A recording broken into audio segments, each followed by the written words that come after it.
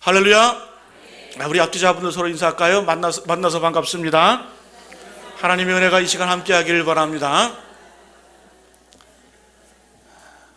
우리 수요예배 참석하신 모든 분들에게 하나님의 놀라운 축복과 은혜가 함께 하시기를 기원합니다. 또 말씀 가운데 귀한 은혜가 우리 모두에게 있기를 축복합니다. 오늘 말씀 제목은 뭐 따릅니다. 실족하지 아니하는 자의 복. 다시 한번요. 실족하지 아니하는 자의 복.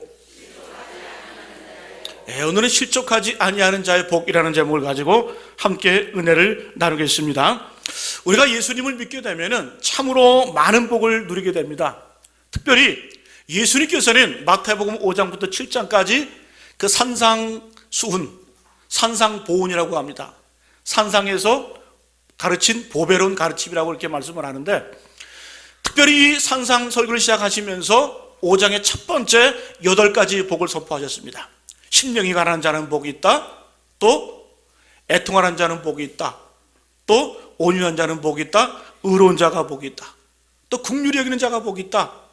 그 다음에 마음이 청결한 자는 복이 있다. 쭉 8가지 복을 말씀하시면서 축복을 선포하시고 당신의 설교를 시작을 하십니다. 그래서 우리가 잘 아는 축복은 예수님께서 말씀하신 8복입니다. 그런데 오늘 말씀에 또 한 가지 복이 언급되고 있습니다. 오늘 우리가 읽은 11장 6절 말씀에 예수님께서는 복을 선포하시는데, 누구든지 나로 말미암아 실족하지 아니하는 자는 복이 있도다. 누구든지 나로 말미암아 실족하지 않은 자는 복이 있도다. 우리가 예수님 믿으면서 신앙생활 하면서 실족하지 않아도, 넘어지지만 않아도 그것이 복이 된다는 거예요. 여러분, 우리가 신앙생활 하면서 실족하는 것, 넘어져 쓰러지는 것, 그만큼 넘어짐이 많다는 거예요. 그만큼 우리가 시험에 들 때가 많다는 겁니다. 오늘 말씀에 보면은 이 실족한 한 명이 등장을 하게 되는데, 그것도 누구 때문에 실족해요? 예수님 때문에 실족합니다. 예수님 때문에 실족하면 약도 없어요. 그죠? 그런데 그 실족한 당사자가 누굴까요? 바로 세례 요한입니다. 저는 이 말씀을 묵상하면서 충격으로 다가왔어요. 야, 세례 요한도 실족하고 넘어지는구나. 그것도 누구 때문에? 예수님 때문에. 첫 번째 충격은 세례 요한도 실족했다는 것 때문에 충격을 받았고, 두 번째는 실족한 이유가 예수님 때문이었다는 것 때문에 저는 충격을 받았습니다.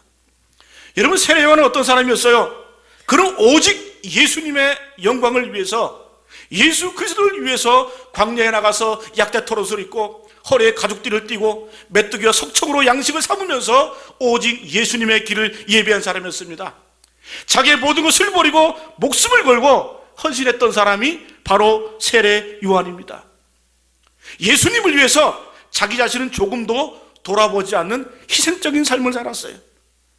그런 세례 요한이 실족했습니다. 그러면 왜 세례 요한이 실족을 했을까? 오늘 말씀의 배경을 보면은 이 세례 요한이 그렇게도 예수님을 위해서 희생적이고 헌신의 삶을 살다가 감옥에 갇히게 되었습니다. 감옥에 갇히게 되었는데, 정작 이 세례 요한이 감옥에 갇히고 보니까 마음이 약해진 거예요. 또 한 가지 섭섭한 일이 있는 게 뭐냐면은, 그토록 예수님에 대해서 증거하고 선포했는데 자신이 감옥에 갇히자 예수님이 한 번도 찾아오질 않았어요.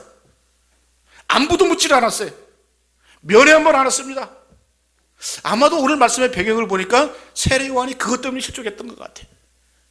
내가 예수님을 위해서 목숨을 걸었는데 그 예수님은 나에게 면회 한 번 안 하나, 찾아오지도 않아, 안부도 묻질 않아. 이때 이 섭섭한 마음을 세례 요한이 그의 제자들을 보내서 예수님께 질문합니다. 뭐라고 질문해요? 오실 메시아가 당신이십니까? 자기 입으로 선포해놓고 질문하는 거예요. 오실 메시아가 당신입니까? 저는 이것이 세례 요한이 의심이 가서 그런 것이 아니라 예수님에 대해서 섭섭했다라는 거예요. 예? 오실 메시아가 당신입니까? 아니면 다른 일을 우리가 기다려야 됩니까? 이렇게 물어봅니다. 그리고 예수님에게 자신의 서운하고 섭섭한 마음을 전달합니다. 그 내용이 오늘 말씀의 1절부터 5절까지 말씀이에요. 근데 주님께서는 분명히 선포해요. 이런 세례 요한의 상태를 보시고 11장 6절 말씀에 누구든지 나를 인하여 실족하지 않은 자는 복이 있다. 나 때문에 실족하지 않은 자는 복이 있다라고 이렇게 말씀을 합니다. 성경에도 보면은 예수님 때문에 실족한 사람들이 참 많이 있습니다. 어떤 사람은 예수님의 고향이 나사렛 동네라서 실족했습니다. 뭐예요? 촌놈이라는 거예요. 촌놈이 무슨 메시아냐라는 거죠. 예수님의 출신 성분 때문에 실망한 사람이 있고, 또 예수님과 함께 다니는 제자들 때문에 실망한 적도 있어요. 또 예수님께서 주로 죄인들과 어울리면서 세리와 창기들과 그들 집에 들어가서 먹고 마시고 함께 즐기는 그 모습을 보고 실족한 사람들도 있고, 또 어떤 사람은 예수님께서 안식일에 병자를 고쳐주시고 귀신을 물리쳐주시고 또 안식일에 수레기건지 짐승들을 건져주는 걸 보고 실망한 사람도 있었어요. 여러 가지로 예수님 때문에 실망한 사람들이 많습니다. 그러나 가장 크게 실망한 이유는 예수님을 정치적인 메시아로 생각했다는 거예요. 그것 때문에 실망을 했습니다. 여러분, 그 당시에 이 이스라엘의 많은 사람들은 예수님의 그 능력과 기적을 바라보면서 오실 메시아가 이 사람이다, 바로 로마의 압제 가운데 있는 우리를 해방시키고 자유를 줄 수 있는 이 메시아가 바로 예수다라는 그런 믿음이 있었어요. 심지어 여러분, 가룟 유다는 예수님의 12제자 중에 11명은 이 북쪽 갈릴리 출신이에요. 그런데 가룟 유다는 남쪽 출신입니다. 요즘으로 말하면은 이 예수님의 제자 12명 중에 11명은 이북 출신이고, 또 뭐예요? 가룟 유다 하나만 남한 출신이에요. 근데 예수님의 주로 무대가 어디예요? 갈릴리 북쪽이에요. 그런데 이 가룟 유다는 예수님에 대한 소문을 듣고 어떻게 했어요?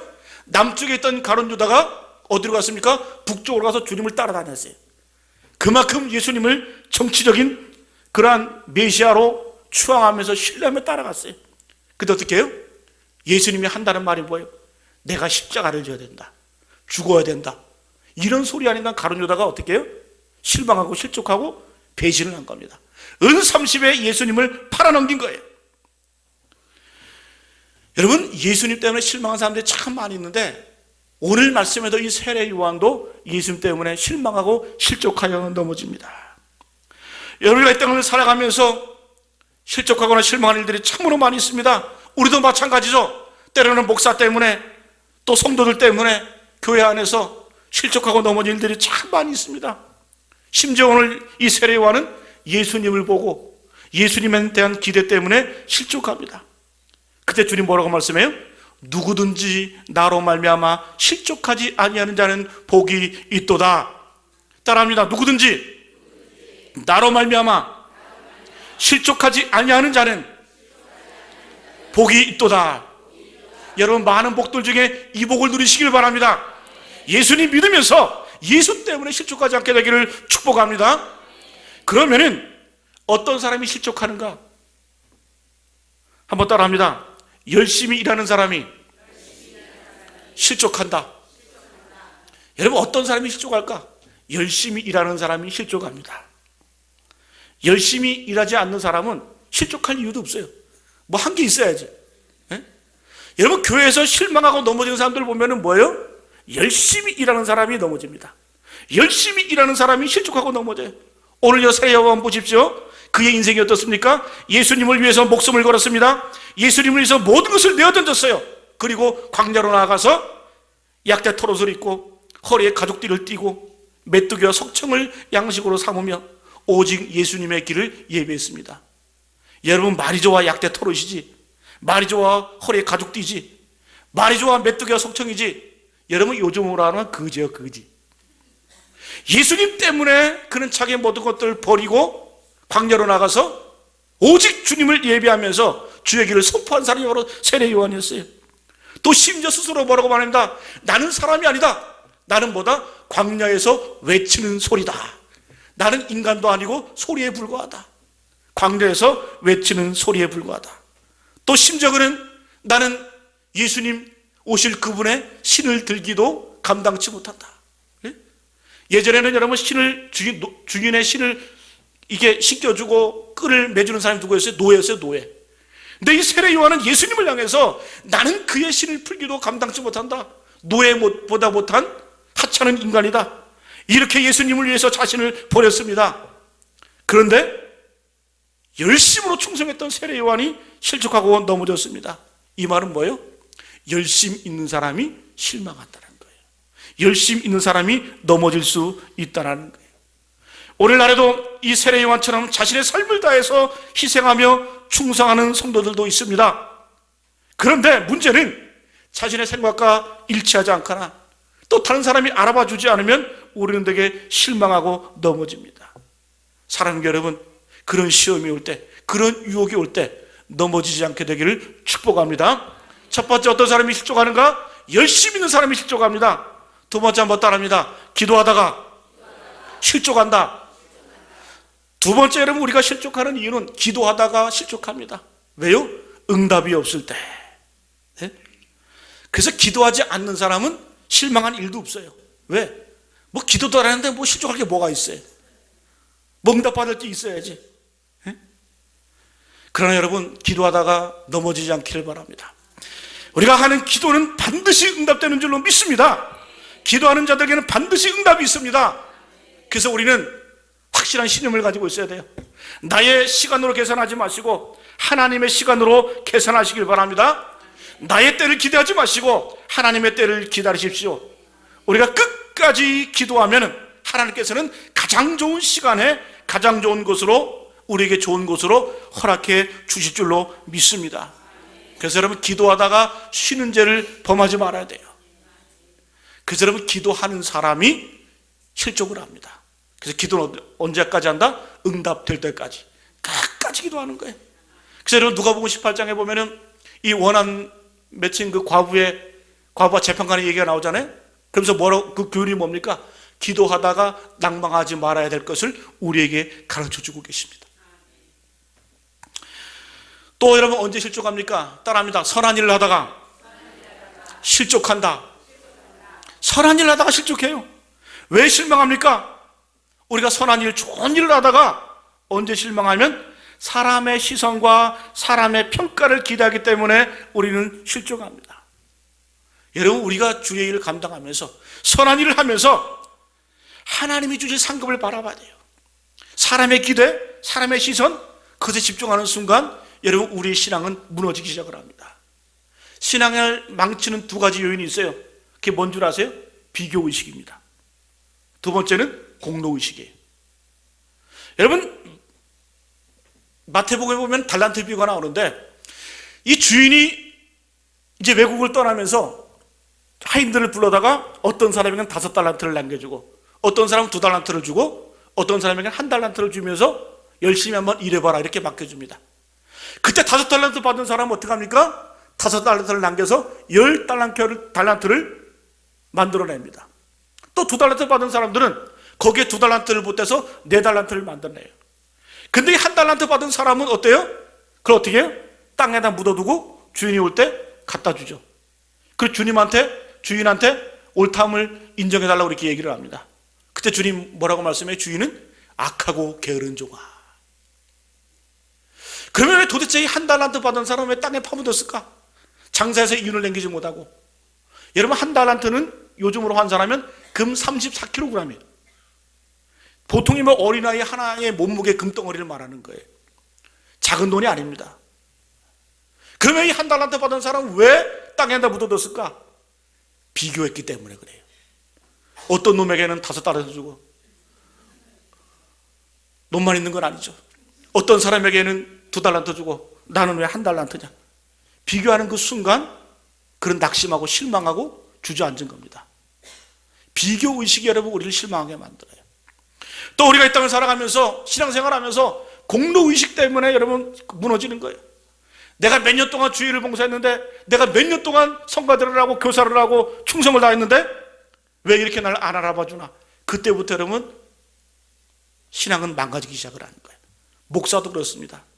목사도 여러분 인정받지 못하고 섭섭한 마음이 들 때, 또 사람의 시선을 기대하고 사람의 기대를 바랄 때, 그때는 여러분 무너지기 시작을 하는 거예요. 여러분, 선을 하다가 낙심하지 말기를 축복합니다. 그래서 갈라디아서 6장 9절에 우리가 선을 행하되 낙심하지 말지니 포기하지 아니하면 때가 이름에 거두리로라. 때가 이름에 거둬주신다는 거예요. 그러면 실족하는 요인 네 번째, 한번 따라합니다. 악한 사람이 잘 되는 것을 보고 실족한다. 우리가 실족하는 요인 네 번째는 악한 사람이 잘 되는 거 보고 실족해요. 예?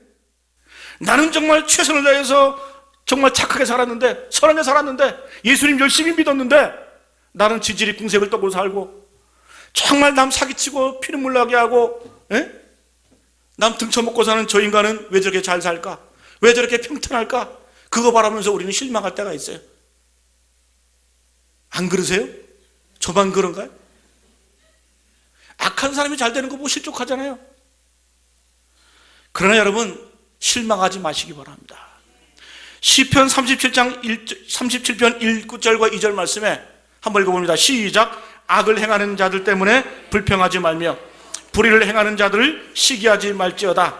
그들은 풀과 같이 속히 배임을 당할 것이며 푸른 채소같이 쇠잔할 것임이라. 악을 행하는 자들 때문에 불평하지 말래요. 불의를 행하는 자들을 시기하지 말지어다. 왜? 그들은 풀과 같이 속히 배임을 당할 것이며 푸른 채소같이 쇠잔할 것이미로다.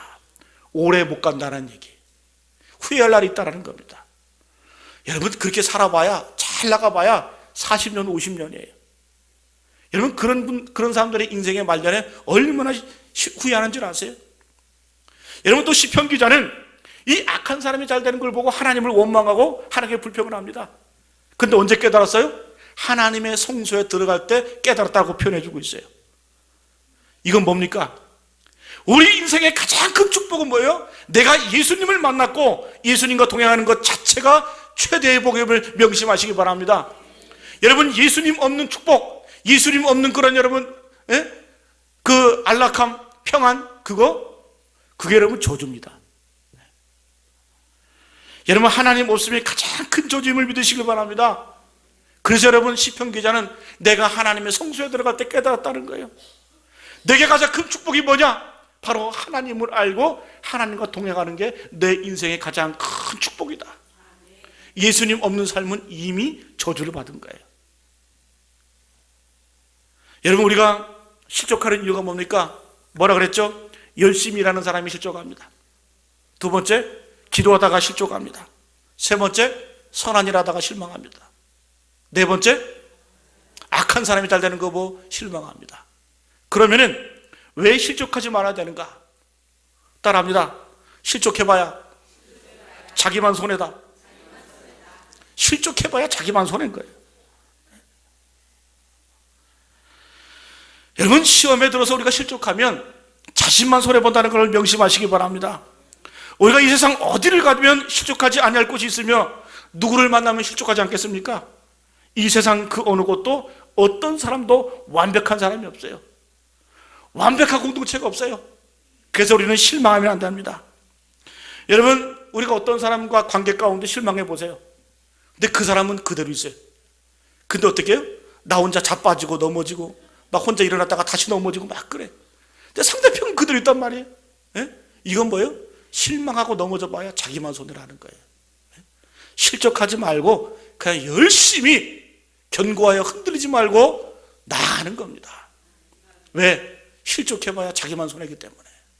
두 번째, 따라합니다. 이 세상에 완벽한 교회, 완벽한 성도는 없다. 우리가 실족하지 말아야 될 것은 뭔 줄 아세요? 이 세상 어디를 가도 완벽한 교회는 없습니다.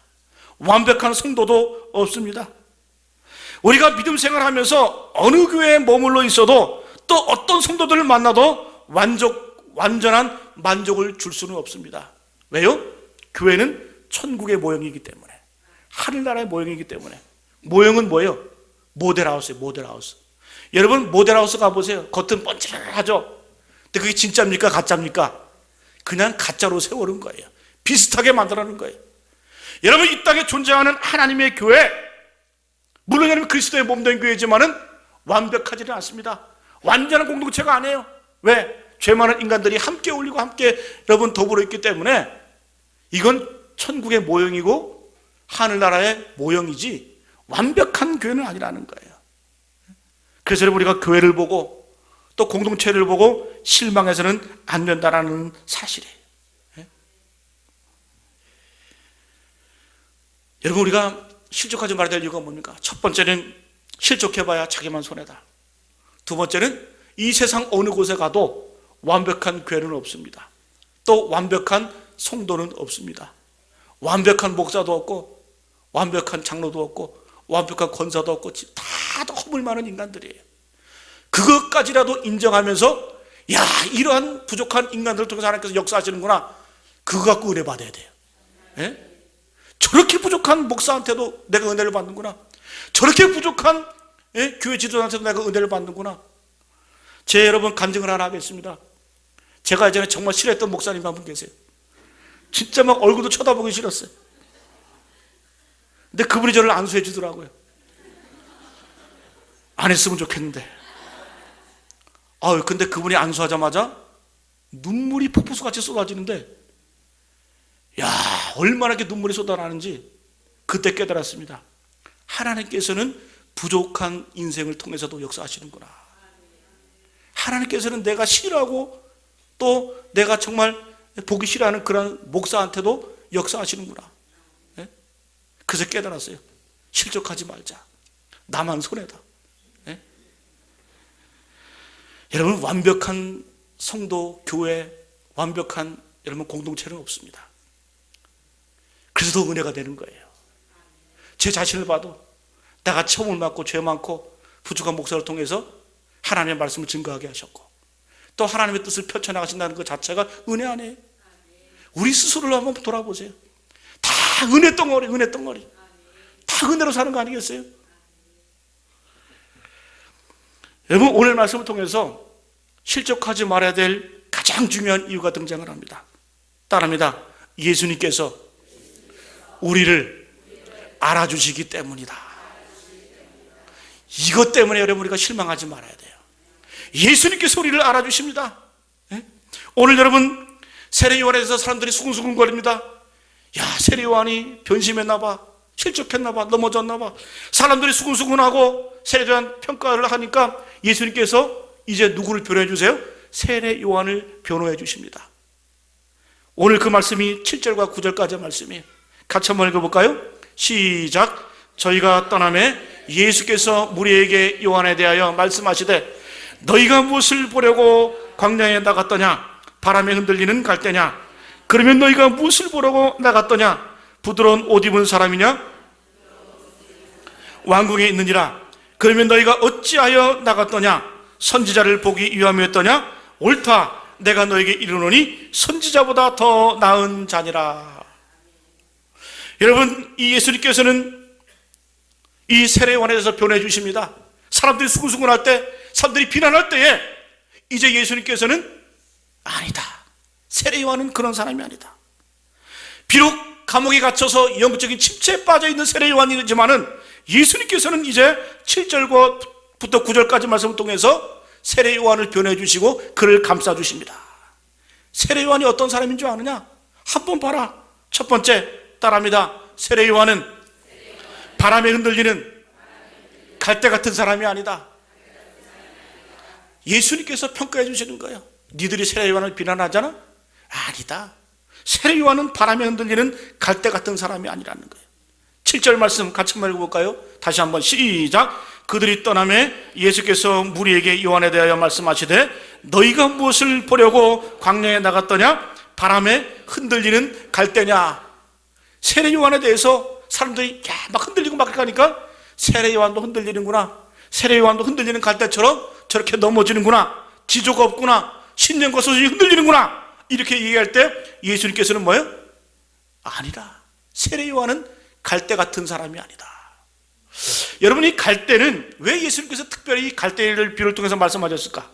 왜 이 갈대 비를 통해서 세례요한을 변호해 주실까? 이 갈대는 이 요단 강가 또 그 언덕에 많이 자라는 게 이 갈대예요. 근데 이 갈대가 어떻습니까? 몸통은 가늘죠, 그죠?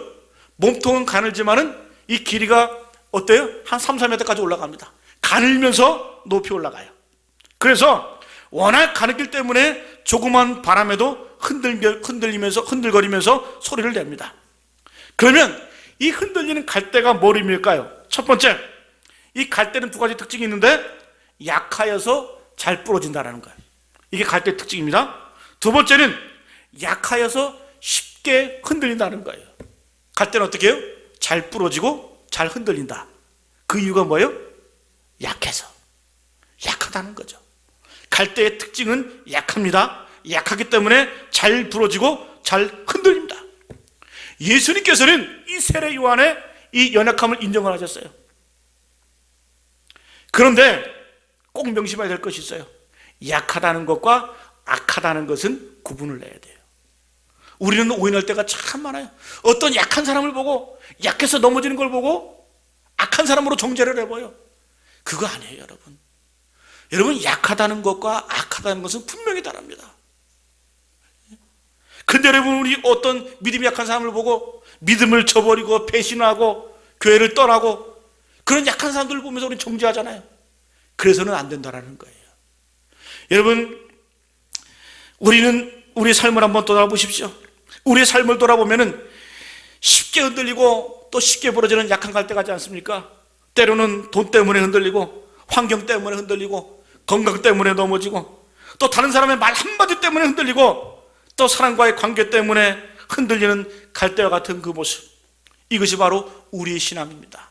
한마디로 말하면 약하다는 거예요. 그리고 또 어떤 때를 보면은 천사 같다가도 어떨 때 보면 악마 같고, 어떨 때는 열심히 있는 것처럼 막 들고 뛰는데 어떨 때는 싸늘하게 식어서 과연 내가 예수 믿는지 헷갈릴 때가 있고, 이건 뭐예요? 약하다는 거죠.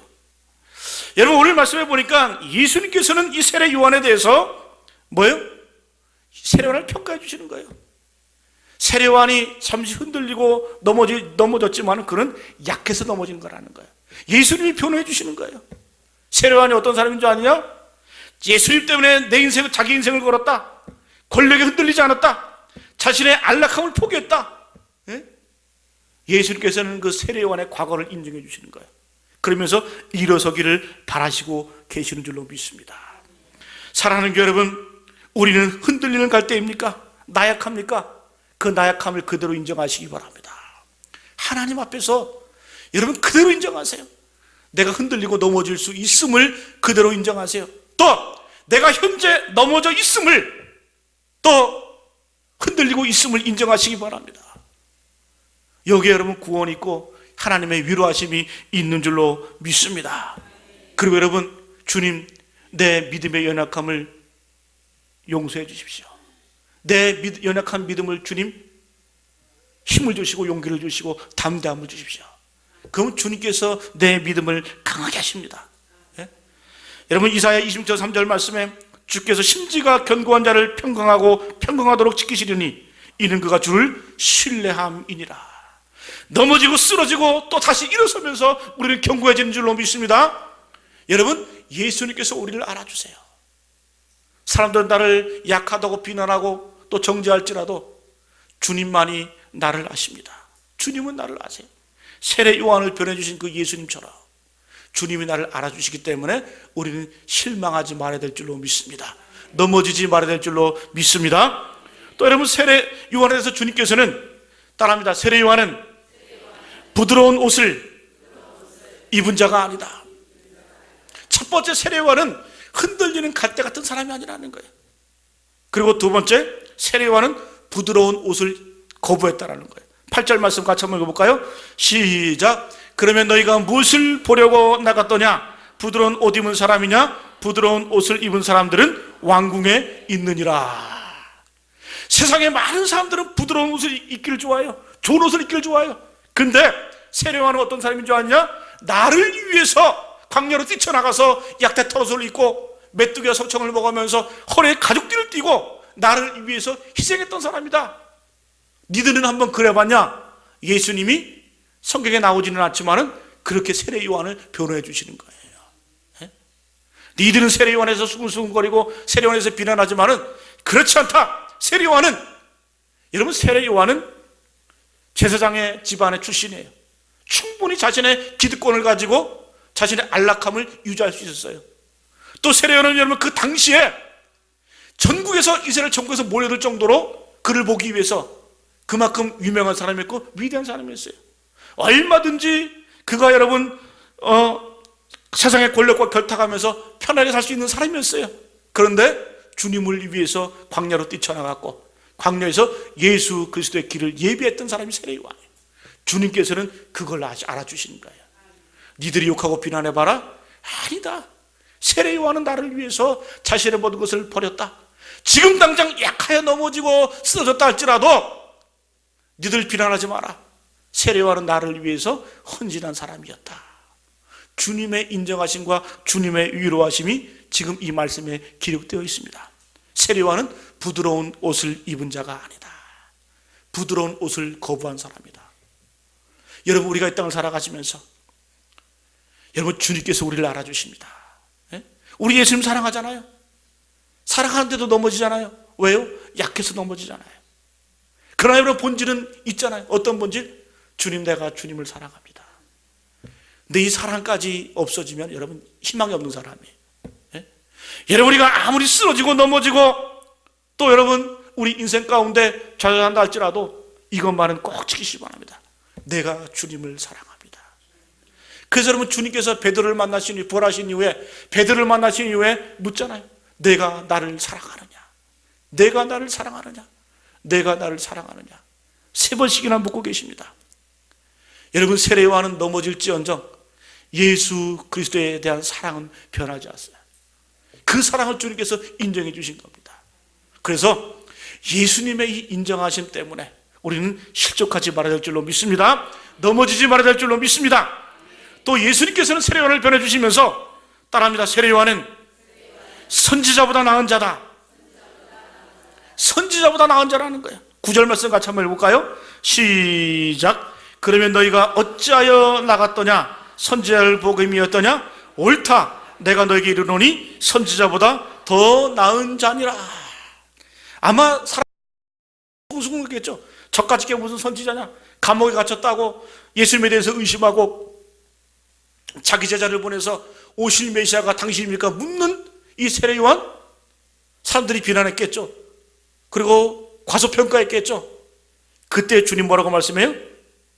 너희가 어찌하여 나갔더냐? 선지자를 복음이었더냐? 옳다. 내가 너에게 이르노니 선지자보다 더 나은 자니라. 이건 뭐예요? 선지자 중에서 가장 위대한 선지자가 세례 요한이라는 거예요. 그럼 예수님께서는 왜 세례 요한을 통해 보고 선지자보다 가장 나은 자라 그랬을까? 여러분, 구약의 예언자들, 선지자들은 오실 메시아를 예언했습니다. 그런데 이 세례는 어떤 사람이에요? 오신 메시아를 만난 사람이에요. 그러니까 더 위대하죠. 여러분, 오신 메시아를 예언하는 사람이 더 위대합니까? 아니면 오신 메시아를 영접하고 마주친 사람이 더 위대합니까? 여러분, 오신 메시아를 만난 사람이 세례 요한 아니에요? 메시아를 증거하고 선포하고 또 그 축복과 더불어서 어떻게 해요? 오신 메시아를 만난 사람이 세례 요한이에요. 그러니까 선지자보다 가장 나은 자죠. 또 이 세례 요한은 선지자로서 오신 메시아 예수 그리스도에게 요단강에서 세례를 베푼 사람이에요. 여러분, 구약의 어느 선지자가 예수님에게 세례 베푼 사람이 누가 있어요? 오직 세례 요한만이 메시아에게 세례를 베풀었습니다. 나 같으면 그 손 잘라가지고 영영이 복원할 것 같아. 이 손이 어떤 손인데? 메시아에게 세례를 베푼 손인데. 예? 여러분, 그렇기 때문에 이 세례 요한이 어떠한 선지자보다도, 어떠한 예언자보다도 위대한 선지자입니다. 너희들 수군거리지만은 그렇지 않다. 세례 요한이 가장 복된 사람이다. 예? 사람이 낳은 자 중에 가장 위대한 인물이다. 예? 그래서 예수님께서는 세례 요한을 변호해 주십니다. 사랑하는 교 여러분, 사람들이 우리를 비난하고 또 조소하고 또 때로는 우리를 비웃을 때 우리를 변호해 주신 분이 누구십니까? 바로 예수님인 줄로 믿습니다. 그렇기 때문에 여러분, 우리는 하나님께서 우리를 믿어주시기 때문에 우리는 실족하지 말아야 돼요. 네? 사랑하는 교 여러분, 오늘 말씀을 정리합니다. 오늘 우리에게 이 말씀은 충격적으로 다가옵니다. 왜? 세례 요한도 실족했어요. 그것도 누구 때문에? 예수님 때문에 넘어졌어요. 예수님 때문에 실망했어요. 여러분, 말씀을 통해서 우리가 어떤 사람이 실족합니까? 첫 번째는 열심히 있는 사람이 실족합니다. 두 번째, 기도하다가 실족합니다. 또 선한 일을 하다가 실족합니다. 또 악한 사람이 잘 되는 거 보고 실족합니다. 그러나 여러분은 실족하지 말아야 됩니다. 왜 실족하지 말아야 될까요? 실족해봐야 자기만 손해다. 두 번째는 세상 어딜 가도 완벽한 교회는 없다. 완벽한 성도는 없다. 그런데 여러분, 우리가 실족하지 말아야 될 가장 큰 이유는 뭔지 아세요? 예수님이 내 편이 되어주시기 때문에, 예수님이 나를 알아주시기 때문에, 예수님은 내 오른편에서 세례요한을 변호해 주신 것처럼 나를 변호해 주시고 나를 안아주시고 위로해 주시기 때문에 우리는 실망하지 말아야 될 줄로 믿습니다. 여러분, 하나님께서는 우리를 늘 지켜주시고 우리를 보호하여 주시며 우리를 당신의 그늘에서 쉬게 만들어 주십니다. 우리가 때로는 넘어지고 또 쓰러지고 또 때로는 낭망할지라도 주님 바라보시고 일어서시기 바랍니다. 주님 바라보시고 승리하시기를 축복합니다. 오늘 이 고백을 담아서 아까 찬양한 하나님은 너를 지키시는 자, 우리 찬양하고 기도하는 시간 갖도록 하겠습니다.